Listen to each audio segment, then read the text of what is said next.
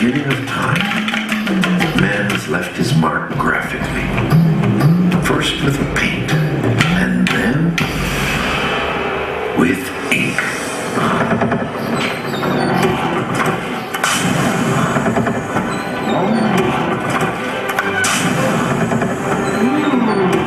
Landa, it is my great honor and privilege to welcome you here this afternoon.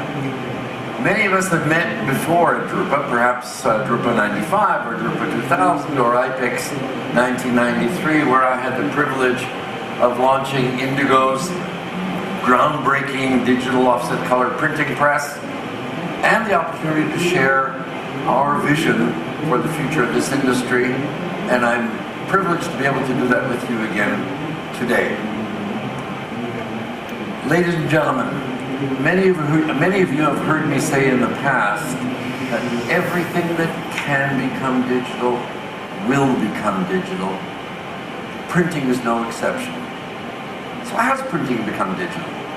Well, certainly there are many products that have become predominantly digital. Photo albums, short-run label printing, trans-promotional printing, practically entirely digital. And of course, in the past 19 years since we launched it in 1993, the digital printing industry has grown dramatically, printing now 1 trillion pages a year, all digital. However, it barely nibbles around the edges of mainstream printing, which is 50 trillion pages, so only 2% of all the pages are printed digitally. That's why we developed a new category of printing, nanography. Nanography is intended and targeted at mainstream printing. Here in this presentation, we would like to give you some insights as to what nanography is and what it means. Let's start with nanography. Clearly the name comes from nanotechnology. What is nanotechnology? It's the science of very, very small particles. So to give you some idea of what 1 nanometer is, look at this golf ball. If it were 1 nanometer in diameter, a single human hair would be 4.2 kilometers in diameter. That means 3 times the size of the DRUPA missing, 3 times the diameter of the DRUPA missing. Now, when you make particles very small in the nanometer range, they acquire extraordinary attributes. Metals, for example, get very low melting temperatures. Other materials become very hard and become very abrasion resistant. Other materials become easily absorbed in the bloodstream and open up opportunities for new kinds of drug delivery systems.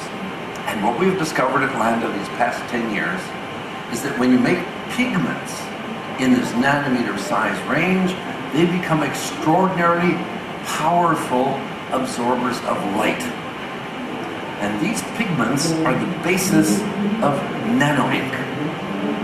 And that gives our process, nanography, the following extraordinary, almost unbelievable characteristics.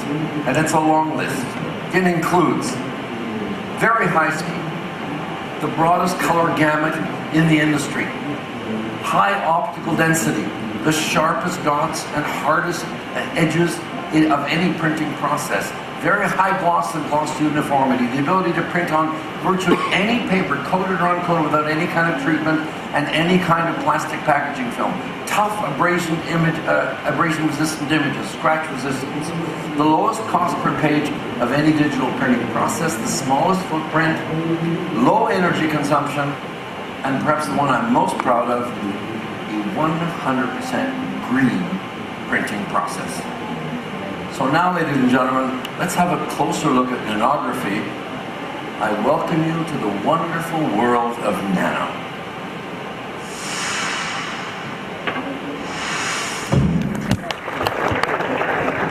So, ladies and gentlemen, I again ask you, what does this mean for the future of printing? And what does this mean for your future? Well, some of you in this audience are in packaging. So, your future already looks pretty good. Because after all, As long as mankind needs to eat food, it will come in beautifully packaged containers. And so, as we've seen in recent years, packaging continues to flourish, and it will continue to flourish for a very, very long time. It is unlikely to be replaced by some kind of digital media. But what about commercial printing? Commercial printing, after all, is primarily communication. It's brochures, magazines, newspapers, sell sheets, direct mail, communication. It is hard to imagine 100 years from now that our advanced society will be communicating by crushing trees and smearing them with pigment. It is clear eventually there will be digital media that will replace printed media. There's nothing more temporary than technology. Here today, obsolete tomorrow. Printed media will be no exception. The question we must ask ourselves is, when is this going to happen? Well, paper has been the medium of communication for mankind for 5,000 years. Printing for almost 600 years. It will take many, many decades before printed media is replaced by digital media. So for most of us in this room, in fact for everybody who's alive today, many, many decades is already over the horizon, far beyond what we need to really be worried about. However, the question really is, how do I prosper as the industry moves from mechanical printing through digital printing to the ultimate digital media? How can my business prosper? And you probably think I'm going to say, well, you should become a digital print shop. And you'd be wrong.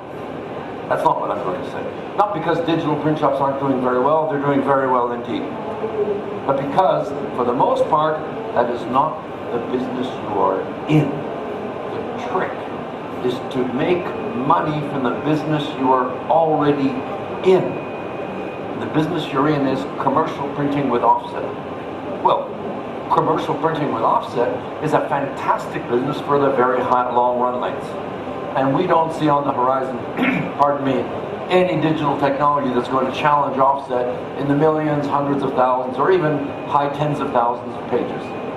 But the problem with offset is because it requires printing plates and make-ready time, the shorter the run length, the more expensive it is to print, making offset not profitable down in the range where your customers are pushing you to shorter and shorter run lengths.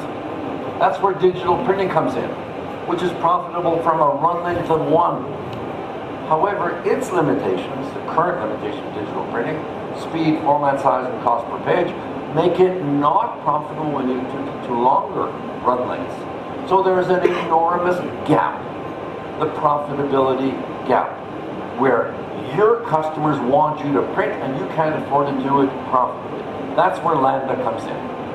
Nanographic printing enables you to move that crossover point well into the many thousands of B1 printed pages, making short runs profitable. These are the jobs you already do. You don't need to go out and invent digital applications, find new customers, find new jobs. This is the business you already have. That is the reason, ladies and gentlemen, that today we invite you after the show to visit our salespeople, and if there's a press that you see that you think is the right one for you, we invite you to sign a letter of intent. We'll ask you for a very modest deposit, a letter of intent which guarantees your place in line. I can tell you already, this is only the second day of the show, I can tell you already the demand is enormous. If you really want to save your place in line, then we invite you to sign a letter of intent. And why is it important to save your place in line? Because these presses are not going to be in the market for another year and a half or so.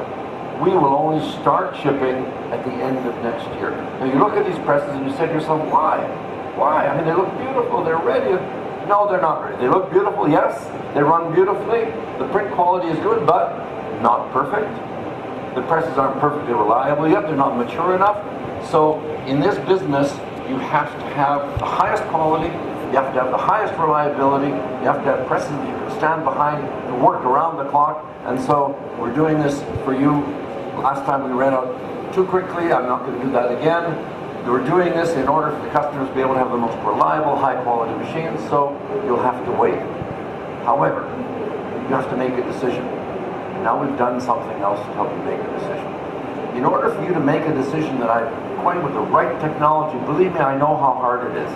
Most of your businesses, you're probably a family-owned business, relatively small.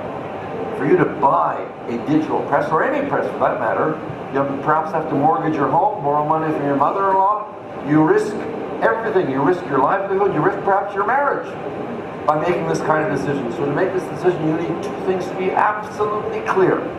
One, I'm making the decision betting on the right technology. And two, I'm going with the right partner. Now you already have, most commercial printers already have a partner they trust. They have their existing press vendor. Whether that press vendor is Heidelberg or Komori or Man Roland, they're going with the right press vendor. And that is why, on the eve of DRUPA, we announced major strategic global alliances, global partnerships. Heidelberg and Komori and Man Roland have all announced that they've embraced Landa nanography for their next generation of printing presses. We could have had a monopoly, of course, and said, oh, only Landa will sell. But then we would lose both things. For you to be convinced that this is the right technology, we need you to understand this is industry-wide adoption. Everyone is doing it. This is the direction. And the second, that the vendor of choice, the company you most want to work with and you trust, will have a Landa press available for you. So whether it's a Landa branded press or it's a co-branded press, Landa with one of our partners, you can rest assured that you are in good hands. So ladies and gentlemen, I want to leave you now with three things. The first is, when you came in, you got a souvenir fake leather bag. Please don't forget it in the theater. Number two, what was the second thing I had to say? Oh yes, please don't leave before you see the message that I've prepared for you on the screen. The last thing, when you do leave the theater, I hope you leave saying to yourself, wow, I have seen the future, and it is worth waiting for. Ladies and gentlemen, I thank you very much. Thank you.